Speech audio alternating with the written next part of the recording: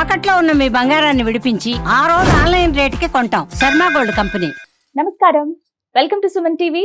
నేను గీతాంజలి. ప్రేక్షకులందరికీ శ్రీ విశ్వావసు నామ సంవత్సర యుగాది శుభాకాంక్షలు. ప్రస్తుతం మనతో పాటు ఉన్నారు ప్రముఖ జ్యోతిష్యులు బ్రహ్మశ్రీ నందిబట్ల శ్రీహరి శర్మ గురువు గారు. వారితో మాట్లాడదాం. గురుగారు నమస్కారం అండి. వాగర్థ సంపృక్తౌ వాగర్థ ప్రతిపత్తయే జగతః పితరౌ వందే పార్వతీ పరమేశ్వరౌ. సదాశివసమారంభాం శంకరాచార్య మధ్యమాం అస్మదాచార్య పర్యంతం వందే గురు పరంపరాం. ఆదిత్యాయ చ సోమాయ మంగళాయ బుధాయ చ గురు శుక్ర శనిభ్యశ్చ రాహవే కేతవే నమః. శృంగేరి జగద్గురు పీఠాధిపతులకి, కంచి పీఠాధిపతులకి నమస్కారములు తెలియజేసుకుంటూ కార్యక్రమాన్ని ప్రారంభిద్దాం. గురుగారు, విశ్వావసు నామ సంవత్సరం, ముందుగా ఈ సంవత్సరం గురించి ఒక్కొక్క సంవత్సరానికి ఒక్కొక్క పేర్లు వింటూ ఉంటామండి. మొన్నటిసారి వెళ్ళిపోయినటువంటి క్రోధి, ఇప్పుడు విశ్వావసు. వీటి అర్థాలు ఏమిటండి అసలు?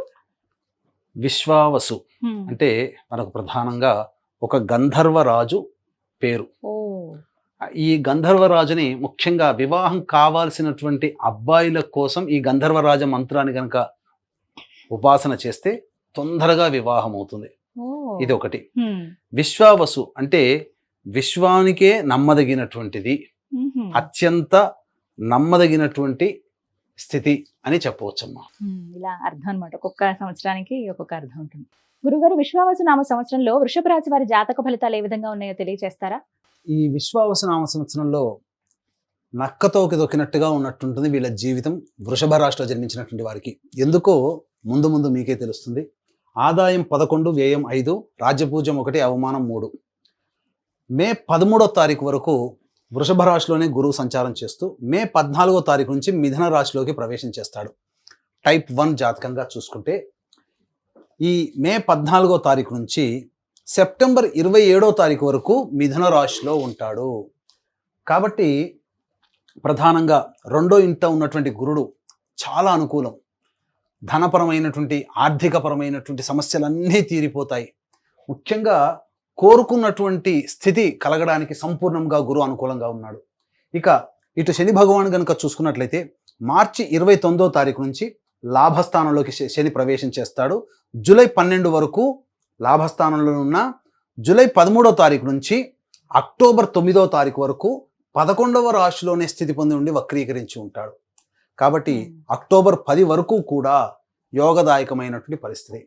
కావున ప్రధానంగా మార్చి 29 నుంచి జూలై 9వ తారీఖు వరకు సంపూర్ణముగా ఈ వృషభ రాశిలో జన్మించినటువంటి వారికి అన్ని విధాలుగా అనుకూలంగా ఉండేటువంటి సమయంగా చెప్పబడి ఉంది. ఇక 10వ ఇంట రాహువు మరియు 4వ ఇంట కేతువు మే 16వ తారీఖు నుంచి ప్రారంభమవుతుంది. కాబట్టి పేరు ప్రతిష్టలు పెరుగుతాయి. చక్కగా మీకు ఏ విధమైనటువంటి ఇబ్బందులు కలగనటువంటి జీవితం, గత కొన్ని సంవత్సరాలుగా కావచ్చు, లేదా గత 2 సంవత్సరాలుగా కావచ్చు, పడినటువంటి ఇబ్బందులన్నీ కూడా తొలగిపోయి కొత్త జీవితం, ఆనందకరమైనటువంటి జీవితాన్ని ఈ వృషభ రాశిలో జన్మించినటువంటి వారు పొందబోతున్నారు. ఇది సంపూర్ణంగా అనుకూలమైనటువంటి సమయం. కాబట్టి ఎవరైనా కానీ వ్యాపార విస్తరణ కానీ, సంబంధించి వృత్తిలో అభివృద్ధి కానీ, ఏ విధంగా అన్ని రంగాలలో ఉన్నటువంటి వాళ్ళకి, 1, 2 అని కాదు, అన్ని రంగాలలో ఉన్నటువంటి వాళ్ళకి సమస్త విధాలుగా అనుకూలమైనటువంటి సమయంగా చెప్పవచ్చు. ఇక ఇదే గురువు సెప్టెంబర్ 28వ తారీఖు రోజున కర్కాటకంలో ప్రవేశం చేస్తాడు. నవంబర్ 12వ తారీఖు రోజున అదే కర్కాటకంలో వక్రీకరించి ఉంటాడు. అలాగే శని భగవాన్ కనుక చూసుకున్నట్లయితే జూలై 13వ తారీఖు నుంచి మీన రాశిలో లాభస్థానంలో వక్రీకరించి అక్టోబర్ 10వ తారీఖు రోజున అప్పుడు కుంభరాశిలోకి ప్రవేశం చేస్తాడు. అంటే అక్టోబర్ 9వ తారీఖు వరకు, జూలై 13 నుంచి అక్టోబర్ 9వ తారీఖు వరకు వక్రీకరించి లాభస్థానంలో, మరియు గురువు కూడా నవంబర్ 12వ తారీఖు వరకు కర్కాటకంలో వక్రీకరించే స్థితి పొంది ఉంటాడు. సెప్టెంబర్ 28 నుంచి నవంబర్ 12 వరకు, 12వ తారీఖు రోజున కర్కాటకంలో వక్రీ, మరియు డిసెంబర్ 26వ తారీఖు వరకు, సెప్టెంబర్ 28 నుంచి డిసెంబర్ 26వ తారీఖు వరకు ఈ యొక్క కర్కాటక రాశిలోనే గురువు కూడా వక్రీకరించి ఉంటాడు. ప్రధానంగా 2 ఉన్నటువంటి గ్రహాలు గురువు, శని వక్రీకరించి స్థితి పొందినటువంటి సమయం అత్యద్భుతంగా అనుకూలంగా ఉండేటువంటి సమయం అండి. దాదాపుగా నవంబర్ వరకు లెక్కేసుకోండి.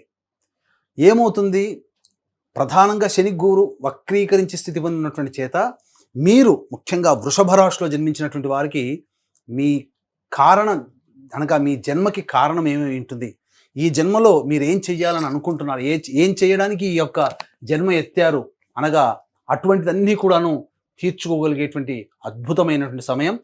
ఇప్పటి వరకు పెండింగ్లో ఉన్నటువంటి పనులన్నీ కూడాను పూర్తి చేసుకోవడానికి ఈ విశ్వావసునామ సంవత్సరం మీ జీవితానికి ఒక వేదిక కాబోతుంది. అద్భుతమైనటువంటి సమయం అండి. కాబట్టి ఎట్టి పరిస్థితుల్లో వృషభ రాశి వారు ఈ విశ్వావసునామ సంవత్సరాన్ని అస్సలు మిస్ చేసుకోకండి. అన్ని విధాలుగా అనుకూలంగా ఉండేటువంటి సమయం. ఇక టైప్ 3 కనుక చూసుకున్నట్లయితే డిసెంబర్ 27వ తారీఖు నుంచి మిథునంలో వక్రీకరించి వచ్చే సంవత్సరం ఉగాది వరకు కూడా అదే మిథున రాశిలో వక్రీకరించి ఉంటాడు. శని భగవాను కనుక చూసుకున్నట్లయితే ప్రధానంగా నవంబర్ 26వ తారీఖు నుంచి జనవరి 9వ తారీఖు వరకు కుంభరాశిలో స్థితి పొంది ఉంటాడు. కాబట్టి ఈ నవంబర్ 26 నుంచి జనవరి 10 వరకు ఉండేటువంటి శని ప్రభావం కొద్దిగా గడ్డు కాలం. ఈ మొత్తం హోల్ అండ్ 12 నెలల కాలంలో విశ్వావసునామ సంవత్సరంలో ఏదైనా గడ్డు కాలం కొంత అనుభవిస్తారు అంటే నవంబర్ 26 నుంచి జనవరి 9 వరకు వృషభ రాశిలో ఉన్న వాళ్ళు గడ్డు కాలంగా చెప్పవచ్చు. మిగతా అంత సమయం అంతా కూడాను అనుకూలంగా ఉండేటువంటి సమయం అని చెప్పడంలో ఏమాత్రం సందేహం లేదని చెప్పవచ్చు. ప్రత్యేకించి మహిళలకు ఎలా ఉంటుంది గురువు గారు? ఈ యొక్క విశ్వావసునామ సంవత్సరంలో వృషభ రాశిలో జన్మించినటువంటి మహిళలకి పెద్ద పీట ఉండబోతుంది. వాళ్ళకి బాధ్యత కలిగినటువంటి స్థితి లభిస్తుంది. కుటుంబంలో వాళ్ళ పేరు మారుమోగిపోతుంది. వాళ్ళ మాట జవదాటరు. ఇప్పటి వరకు సాధారణంగా ఉన్నటువంటి వాళ్ళకి మంచి ఉద్యోగము, పై బాధ్యతలు లభించడం కానీ, మంచి పదవులు లభించడం కానీ, గొప్ప పేరు ప్రతిష్టలు కానీ అన్ని విధాలుగా అనుకూలంగా ఉంటుంది. ముఖ్యంగా వివాహం కావలసినటువంటి మహిళలకు ఎవరైతే ఉన్నారో వాళ్ళకి ఖచ్చితంగా వివాహం జరిగి తీరుతుంది. సంతానం కోసం ఎదురు చూసేటువంటి వాళ్ళు సంతానాన్ని పొందుతారు. అందులో ఏమాత్రం సందేహం లేదు. అలాగే ప్రధానంగా అన్ని రంగాలలో ఉన్నటువంటి మహిళలకి సంపూర్ణమైనటువంటి యోగ కాలంగా ఈ విశ్వావసునామ సంవత్సరం మీ జీవితంలో నిలిచిపోతుంది అని చెప్పడంలో ప్రత్యేకించి మహిళలకి ఏమాత్రం సందేహం లేదని చెప్పవచ్చమ్మా. ఏ రంగాల్లో ఉన్న వారికి ఎలా ఉండబోతోందండి ఈ సంవత్సరం? ప్రధానంగా చెప్పాను కదమ్మా, అన్ని రంగాలలో ఉన్నటువంటి వాళ్ళకి సంపూర్ణంగా ఉంటుంది. రాజకీయ రంగంలో ఉన్నటువంటి వాళ్ళకైతే వాళ్ళు గనక పోటీ చేస్తే ఖచ్చితంగా వాళ్ళు విజయాన్ని పొందుతారు.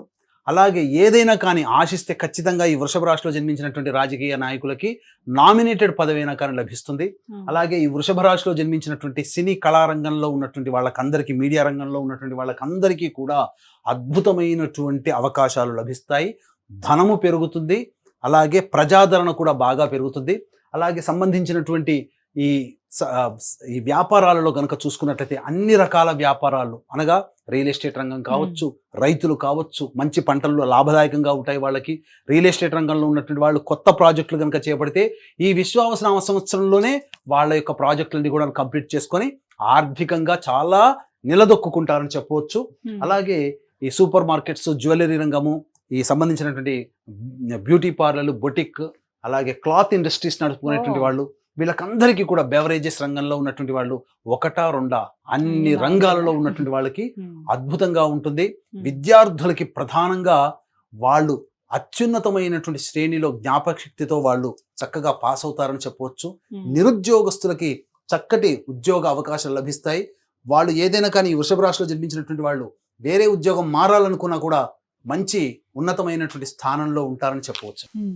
మీరు ఎప్పుడు చెప్తూ ఉంటారు ఎంత మనం ప్రయత్నం చేసినా దైవానుగ్రహం కూడా తోడవ్వాలి అని. మరి చాలా బాగుంది ఈ విశ్వావసునామ సంవత్సరంలో వృషభ రాశి వారికి. మరి ఎటువంటి పరిహారాలు చేసుకుంటే ఇంకాస్త మెరుగ్గా ఉంటుంది, అనుకున్నవన్నీ నెరవేరటం కానీ తెలియచేయండి. తప్పకుండానమ్మా. ఈ విశ్వావసునామ సంవత్సరంలో వృషభ రాశిలో జన్మించినటువంటి వాళ్ళు ఎటువంటి పరిహారాలు చేసుకోవాలి, ముఖ్యంగా ఆరోగ్యం పట్ల ఏ ఏ రోజుల్లో, ఏ ఏ నెలలో, ఏ ఏ సమయంలో జాగ్రత్తలు పాటించాలి, ఉద్యోగం మారాలి అనుకుంటే ఏ ఏ సందర్భాలలో సమయంలో ఉద్యోగం మారితే బాగుంటుంది అనేటువంటి విషయాన్ని కూడా కూలంకషంగా తెలియజేయడం ప్రయత్నం చేస్తున్నాం. ప్రధానంగా ఎన్ని ఉన్నా అల్లున్నట్లు శనున్నట్టుగా కొన్ని సందర్భాల్లో ముఖ్యంగా ఈ వృషభ రాశి వారికి జరుగుతున్నటువంటి యోగాన్ని చూసి నరదృష్టి, నరఘోష ఎక్కువగా ఉంటుందమ్మా.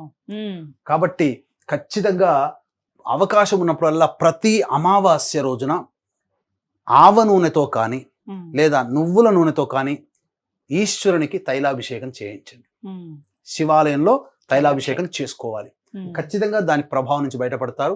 అలాగే గ్రామ దేవతకి అవకాశం కుదిరినప్పుడల్లా మంగళవారం రోజున ఈ వృషభ రాశిలో జన్మించినటువంటి వాళ్ళు నిమ్మకాయల దండ, 18 నిమ్మకాయల దండ అమ్మవారికి హారంగా వేస్తే చాలా మంచిది. ఈ నియమాలు పాటిస్తే చాలా మంచి జరుగుతుందమ్మా. అయితే ప్రధానంగా ఈ యొక్క వృషభ రాశిలో జన్మించినటువంటి వారికే కాకుండా 12 రాశిలో జన్మించినటువంటి వాళ్ళకి వాళ్ళ యొక్క సంకల్పం నెరవేరాలి. అలాగే ఏ జాతకరీత్యా ఏ రకాలైనటువంటి దోషాలున్నా ఆ దోషాలన్నీ తొలగిపోవాలి అని అంటే ప్రధానంగా అత్యంత మహిమాన్వితమైనటువంటి కాశీ క్షేత్రంలో ఈ విశ్వావసునామ సంవత్సరం మొత్తం కూడా ఉగాది నుంచి మళ్ళీ వచ్చే సంవత్సరం ఉగాది వరకు 12 నెలల పాటు ఒక్కొక్క నెలలలో ఒక్కొక్క క్షేత్రంలో ఆ యొక్క సర్వదోష నివారణ మరియు సంకల్ప సిద్ధి హోమాలు దాదాపు 18 రకాల హోమాదులు అతి సామాన్య మానవుడికి కూడా పాల్గొనే విధంగా చేయించడం జరుగుతుంది. కాబట్టి దీనికి నాంది కాశీ క్షేత్రంలో ఏప్రిల్ 18వ తారీఖు రోజున ప్రారంభమవుతుంది. కాబట్టి అవకాశం ఉన్న వాళ్ళు 12 నెలల పాటు మీ కుటుంబ సభ్యుల గోత్రనామాదులతో జరిగేటువంటి కార్యక్రమంలో గోత్రనామాదులు నమోదు చేసుకునే ప్రయత్నం చేయండి. కాశీలో ప్రారంభమవుతుంది, గుర్తుపెట్టుకోండి. అలాగే ప్రతి వ్యక్తి కూడాను ఆరోగ్యంగా ఉండాలి కాబట్టి ప్రతి నెల మృత్యుంజయ హోమం చేయించడం జరుగుతుందమ్మా. పరిహారాలు అయితే చెప్పారండి. అయితే ప్రత్యేకించి ఆరోగ్యం విషయంలో కూడా జాగ్రత్త వహించాలన్నారు కదా, ఎప్పుడెప్పుడు ఖచ్చితంగా ఈ సమయాల్లో జాగ్రత్త వహించండి అని చెప్తారండి? ముఖ్యంగా వాహనాన్ని నడిపేటప్పుడు ఈ యొక్క వృషభ రాశిలో జన్మించినటువంటి వారు జూన్ 5 నుంచి జూలై 27వ తారీఖు మధ్య కాలంలో వాహనాన్ని నడిపేటప్పుడు జాగ్రత్తలు పాటించాలి. ఇక ప్రధానంగా ఇక్కడ చూసుకున్నట్లయితే అక్టోబర్ 26వ తారీఖు నుంచి డిసెంబర్